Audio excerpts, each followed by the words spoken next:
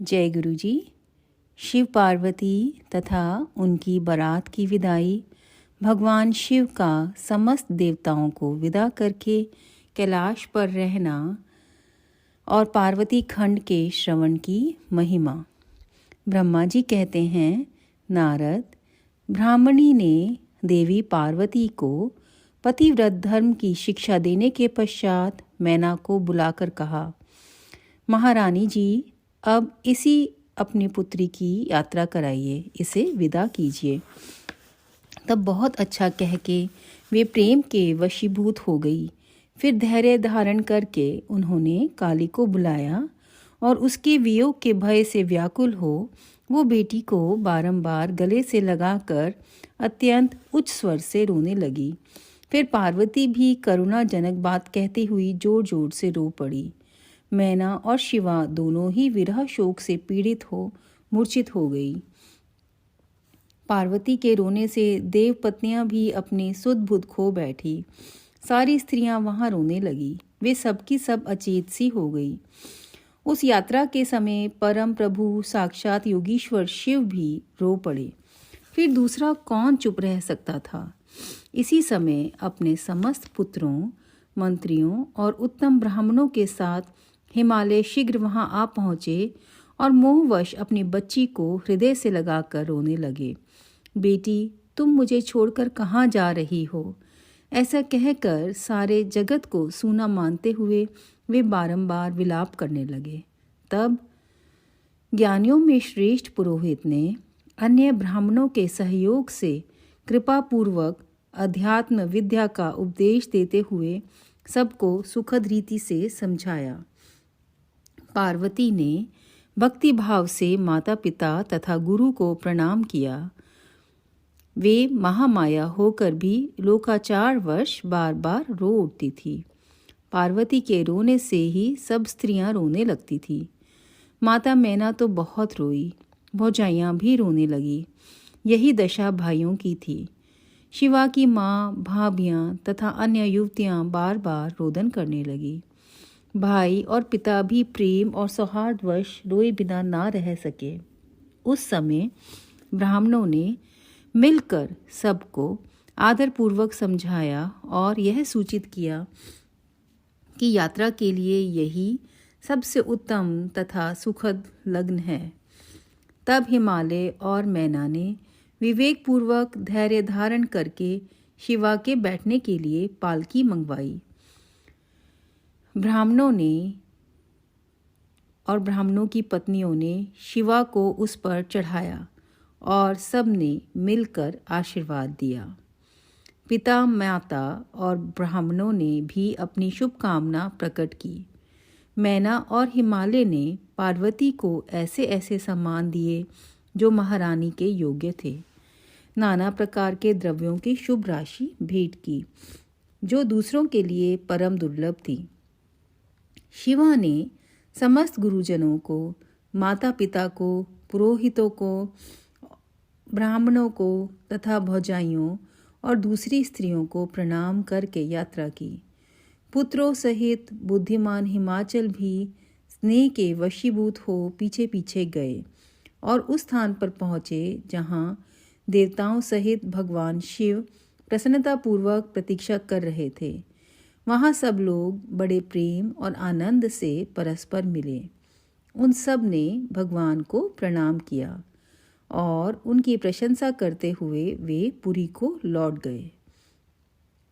तदंतर कैलाश पहुंचकर भगवान शिव ने पार्वती से कहा, देवेश्वरी, तुम सदा से ही मेरी प्राण प्रिय हो। तुम्हें लीलापूर्वक इस बात की याद दिला रहा हूँ। तुम्हें पूर्व जन्म की बातों का स्मरण है। अतः मेरे और अपने नित्य संबंध का यदि तुम्हें स्मरण हो तो बताओ। अपने प्राणनाथ महेश्वर की यह बात सुनकर शंकर की नित्य प्रिया पार्वती मुस्कुराती हुई बोली, प्राणेश्वर, मुझे सब बातों का स्मरण है, किंतु इस समय आप चुप रहिए और इस अवसर के अनुरूप जो कार्य हो उसी को शीघ्र पूर्ण कीजिए। ब्रह्मा जी कहते हैं, नारद, प्रिया पार्वती के सैकड़ों सुधा धाराओं के समान मधुर वचन को सुनकर लोकाचार परायण भगवान विश्वनाथ बड़े प्रसन्न हुए। उन्होंने बहुत सी सामग्रियां एकत्र करके नारायण आदि देवताओं को भली भांति की मनोहर भोज्य वस्तुएं खिलाई। इसी तरह अपने विवाह में पधारे हुए दूसरे लोगों को भी भगवान शंकर ने प्रेम पूर्वक सुमधुर रस से युक्त नाना प्रकार का अन्न भोजन कराया। भोजन करने के पश्चात उन सब देवताओं ने नाना रत्नों से विभूषित हो अपनी स्त्रियों और सेवक गणों के साथ आकर प्रभु चंद्रशेखर को प्रणाम किया। फिर प्रिय वचनों द्वारा प्रसन्नतापूर्वक उनकी स्तुति एवं परिक्रमा करके शिव विवाह की प्रशंसा करते हुए वे सब लोग अपने अपने धाम को चले गए। मुने साक्षात भगवान शिव ने लोकाचारवश भगवान विष्णु को और मुझको भी प्रणाम किया, ठीक उसी तरह जैसे वामन रूपधारी श्री हरि ने महर्षि कश्यप को नमस्कार किया था। तब मैंने और श्री विष्णु ने शिव को हृदय से लगाकर उनको आशीर्वाद दिया। तदंतर श्री हरि ने उन्हें परब्रह्म परमात्मा मानकर उनकी उत्तम स्तुति की। इसके बाद मेरे सहित भगवान विष्णु शिव से विदा ले शिवा और शिव को प्रसन्नतापूर्वक हाथ जोड़ उनके विवाह की प्रशंसा करते हुए अपने उत्तम धाम को गए। भगवान शिव भी पार्वती के साथ सानंद विहार करते हुए अपने निवास भूत कैलाश पर्वत पर रहने लगे। समस्त शिवगणों को इस विवाह से बड़ा सुख मिला। वे अत्यंत भक्तिपूर्वक शिवा और शिव की आराधना करने लगे। तात इस प्रकार मैंने परम मंगलमय शिव विवाह का वर्णन किया। यह शोकनाशक, आनंददायक तथा धन और आयु की वृद्धि करने वाला है। जो पुरुष भगवान शिव और शिवा में मन लगाकर पवित्र हो, प्रतिदिन इस प्रसंग को सुनता अथवा नियम पूर्वक दूसरों को सुनाता है, वह शिवलोक प्राप्त कर लेता है। यह अद्भुत आख्यान कहा गया जो मंगल का आवास स्थान है। यह संपूर्ण विघ्नों को शांत करके समस्त रोगों का नाश करने वाला है। इसके द्वारा स्वर्ग, यश, आयु तथा पुत्र और पौत्रों की प्राप्ति होती है। यह संपूर्ण कामनाओं को पूर्ण करता है, इस लोक में भोग देता और परलोक में मोक्ष प्रदान करता है। इस शुभ प्रसंग को सुनने से अपमृत्यु का शमन होता है और परम शांति की प्राप्ति होती है। यह समस्त दुख स्वप्नों का नाशक तथा बुद्धि एवं विवेक आदि का साधक है। अपने शुभ की इच्छा रखने वाले लोगों को शिव संबंधी सभी उत्सवों में प्रसन्नता के साथ प्रयत्न पूर्वक इसका पाठ करना चाहिए। यह भगवान शिव को संतोष प्रदान करने वाला है। विशेषतः देवता आदि की प्रतिष्ठा के समय तथा शिव संबंधी सभी कार्यों के प्रसंग में प्रसन्नतापूर्वक इसका पाठ करना चाहिए। अथवा पवित्र हो शिव पार्वती के इस कल्याणकारी चरित्र का श्रवण करना चाहिए। ऐसा करने से समस्त कार्य सिद्ध होते हैं। यह सत्य है, सत्य है, सत्य है, इसमें संशय नहीं है। अध्याय 55 रुद्र संहिता का पार्वती खंड संपूर्ण। जय गुरु जी, जय जय Guru ji. Sangat ji, wishing you all a very very happy and blessed Mahashivratri. Guru ji ने आज शिवरात्रि के पर्व के ऊपर हम सब से ये श्रवण और कथन कहवाया है शिव पार्वती के विवाह का, और आज ये संपूर्ण हो रहा है। कल से हम लोग रुद्र संहिता चतुर्थ कुमार खंड आरंभ करेंगे। उससे पहले मैं कुछ वचन पढ़ना चाह रही थी इसके साथ शिव जी के, जो कि गुरु जी ने शिव जी के बारे में कुछ कही हैं चीज़ें, और ये सुखमनी आंटी की किताब में लिखा हुआ है। सो he says, Guru ji, why in both your temples is Shivji's photograph always placed below Guru Nanak Dev Ji, when you yourself say that Shiv is the creator? And Guruji said, "A Shivji di namrata hai," meaning this is due to Shivji's humility. And Guruji, then the devotee asked, Guruji, what is the true purpose of building the Chhatarpur Mandir, Bada Mandir? Then Guruji says, Sanu mandira di ਲੋੜ ਨਹੀਂ ਹੈ, ਐਸੀ ਤੇ ਚੱਪਲ ਪਾ ਕੇ ਤੁਰ ਪੈਣਾ ਹੈ। ਇਹ ਮੰਦਿਰ ਮੈਂ ਤੁਹਾਡੇ ਵਾਸਤੇ ਛੱਡ ਕੇ ਜਾ ਰਹਾ ਹਾਂ। ਇਹ ਸੱਚ ਦੀ ਥਾਂ ਹੈ। ਮੈਂ ਇਸ ਮੰਦਿਰ ਵਿੱਚ ਰੋਜ਼ ਨਵੇਂ ਨਜ਼ਾਰੇ ਦਿਖਾਣੇ ਹਾਂ। ਇੱਕ ਦਿਨ ਆਊਗਾ ਜਦੋਂ ਸ਼ਿਵਲਿੰਗ ਵਿੱਚੋਂ ਦੁੱਧ ਆਪਣੇ ਆਪ ਪ੍ਰਗਟ ਹੋਵੇਗਾ। Means I do not require temples. I never stay in one place for too long. I am leaving this temple for my Sangat. This is a place of truth, and you will see miracles happening here every day. There will be a day when the shivling on top of the temple will have milk flowing from it. Then the devotee asks, Guruji, why does Shivji hold a Trishul in his hand? And Guruji said, त्रिशूल ब्रह्मा, विष्णु और महेश का प्रतीक है। ये तीनों को शिव अपने हाथ में रखते हैं, इसलिए त्रिशूल पकड़ते हैं। Trishul is a symbol of Brahma, Vishnu and Mahesh. All three are in the hands of Shiva, that's why he holds a त्रिशूल।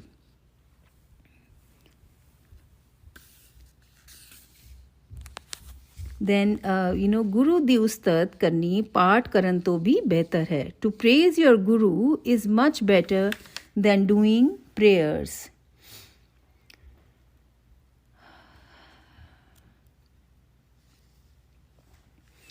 ਜਿਸ ਦੇ ਘਰ ਮੈਂ ਚਲਾ ਜਾਵਾਂ ਉਸ ਨੂੰ ਸਾਰੀ ਉਮਰ ਪਾਠ ਕਰਨ ਦੀ ਲੋੜ ਨਹੀਂ ਹੈ।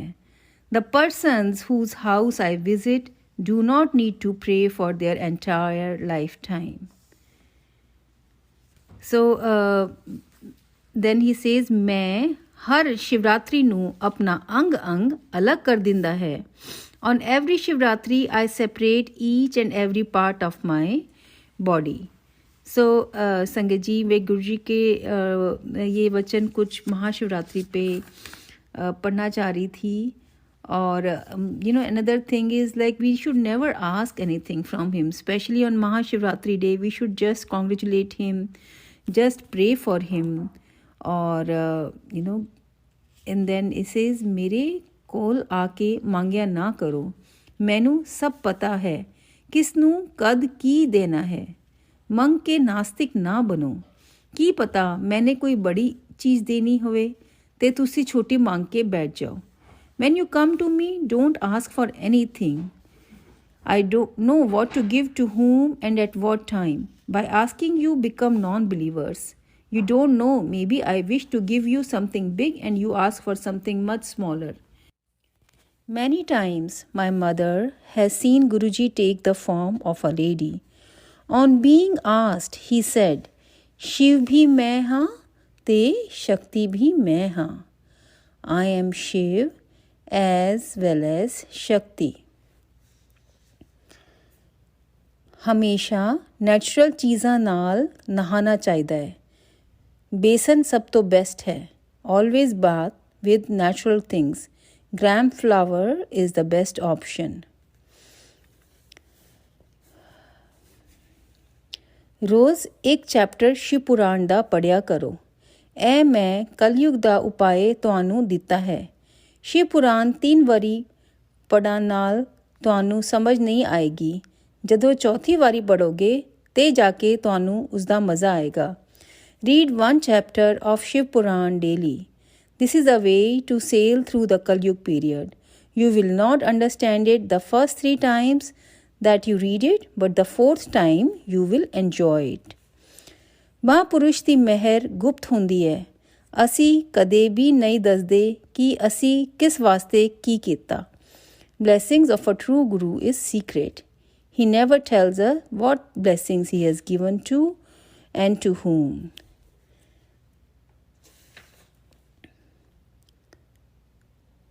I am zero for myself and my family. I cannot do anything for them. My parents are not allowed to come to meet me. I have come to take them out of the clutches of materialism. ਗੁਪਤ ਦਾਨ ਔਰ ਗੁਪਤ ਪਾਠ 10 ਸਾਲ ਕਰਨ ਨਾਲ ਤੁਸੀਂ ਗਰਭ ਜੂਨ ਵਿੱਚ ਨਹੀਂ ਆਓਗੇ। When you pray and do charity in a way that no one ever finds out for a period of 10 years, you will be freed from the cycle of birth and death. No one bows down to Mother Earth in respect and thankfulness. It gives you all so much and is tolerating your weight for so long. So, संगत जी, आप सबको महाशिवरात्रि की बहुत बहुत बहुत blessings गुरु जी के दें। और ये मैं थोड़ा सा कुछ पढ़ना चाह रही थी शिव जी के बारे में, जो कि surcharge with divine love Sukhmani aunty की किताब में लिखा है, जो गुरु जी ने उनसे वचन कहे हैं। सो गुरु जी ने लिखा है, गुरु वचनों को रखना संभाल कर, एक एक वचन में गहरा राज है। जिसने जानी है महिमा गुरु जी की,